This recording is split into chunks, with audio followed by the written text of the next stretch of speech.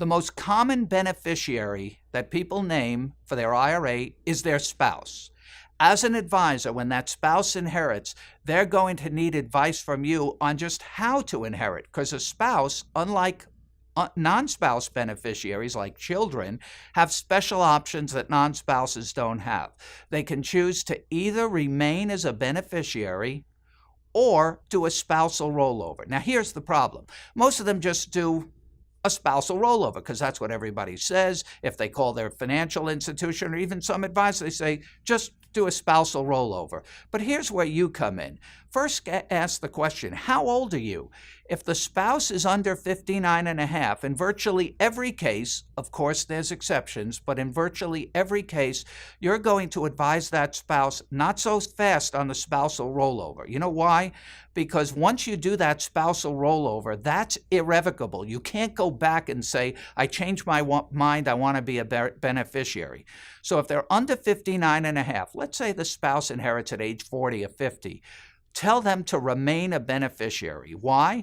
Because chances are, if a spouse is that young when they inherit, they might need that money. And if they access it, if they take the money out, yes, it's taxable, but if they did a spousal rollover, it would be treated as if it was their own money, and they would be subject to a 10% penalty for early withdrawal for taking the money out before 59 and a half.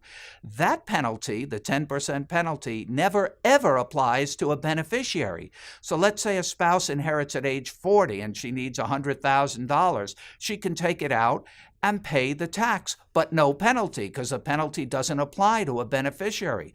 Plus, if the spouse she inherited from, let's say, was much older, she's not even subject to required minimum distributions until that spouse would have reached 70 and a half years old had he lived. So that's a good option. And here's the reason that's a good option, because it's not permanent.